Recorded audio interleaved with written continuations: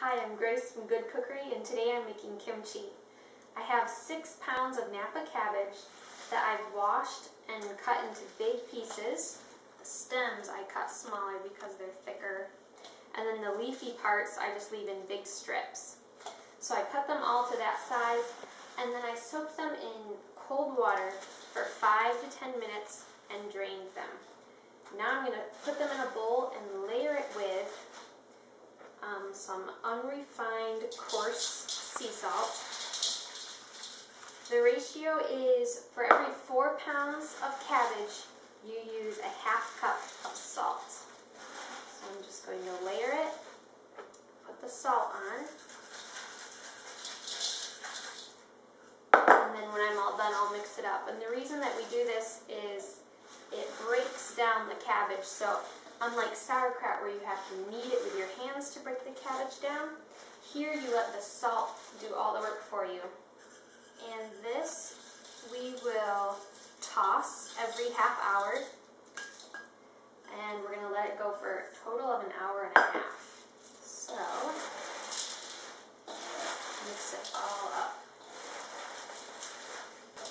And I will come back in ½ an hour and I'll stir it again. I'll wait a ½ an hour, stir it again, wait another ½ an hour, and then I'll work with it.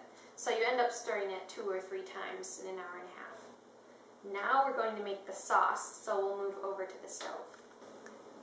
The sauce is called a spice porridge, and the ratio is a ¼ cup of sweet rice flour to a cup of water. So make sure that it's sweet rice flour, or it can also be called glutinous white rice flour, even though there's actually no gluten in it. So you combine them in a pot,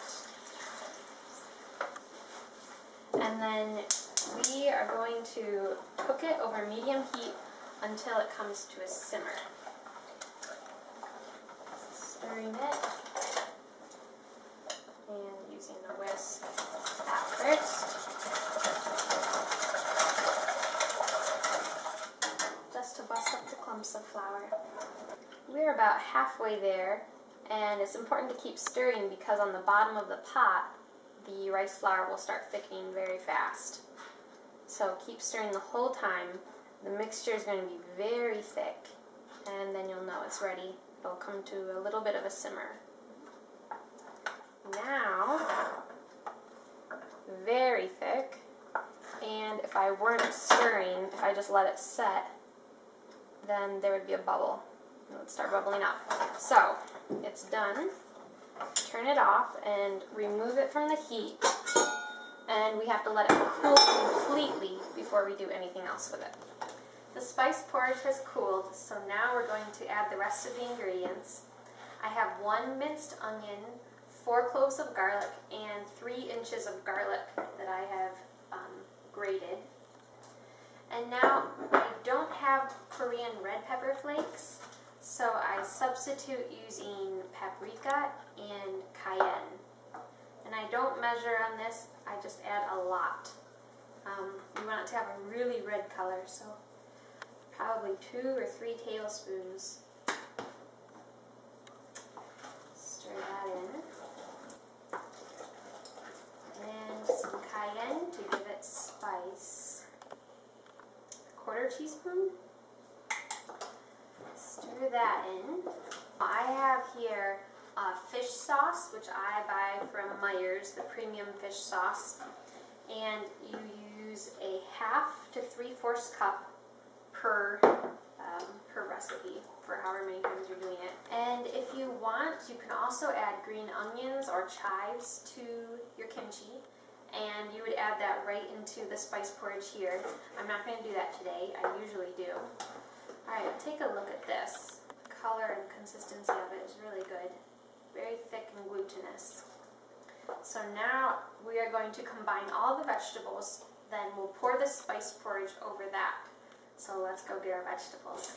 So the cabbage is set for an hour and a half, and I'm going to drain off all of the liquid that has come out of the cabbage. Remember, the salt really broke it down a lot. So look at all that liquid.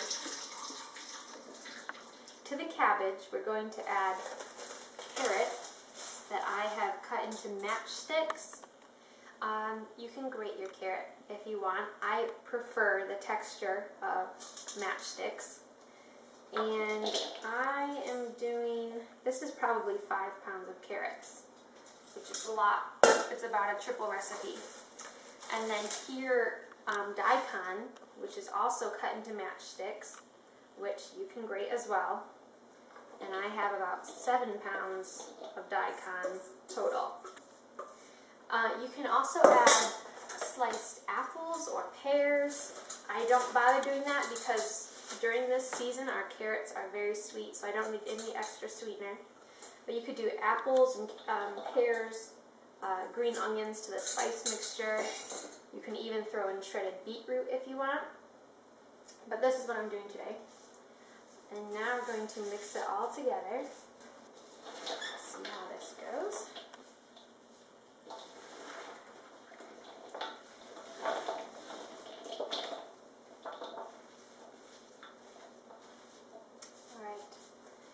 Now we take our spice porridge and add it right over the top.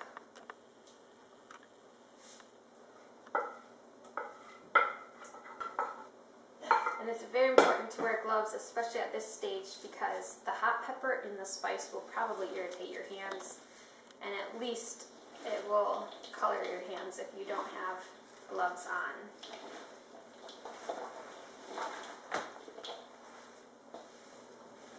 Besides mixing in the spice porridge, I also have some brine that I've collected from the past batches of kimchi. So I'm going to add that in, and I think it helps the fermentation go faster. And it's a great way to use up the juices at the bottom of the jar that you might not feel like eating. So I'm going to mix that in.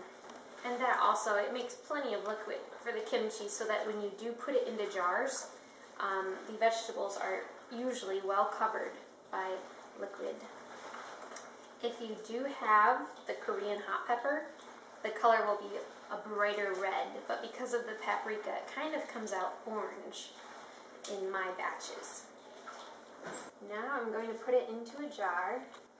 So I have a quart jar and spoon this in. This batch has more carrot and daikon than my usual batches, and that's because the grocery store didn't have many good Napa cabbages.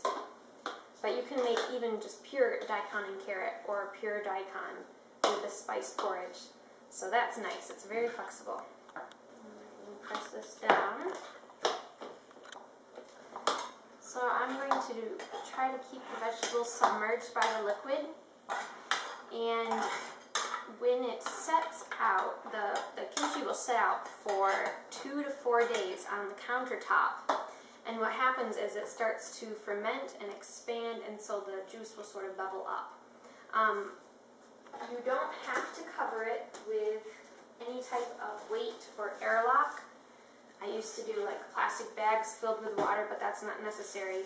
So just a baggie, the lid, and then during the 2 to 4 days that it's on the counter, at some point during the day, I'll take off the lid and repress the vegetables under. After the few days on the countertop, then you transfer it to cold storage. So either your refrigerator or a root cellar, something 50 degrees or colder, and then it can set for as long as you like. That's our kimchi recipe. Thanks for watching. I hope you enjoy it.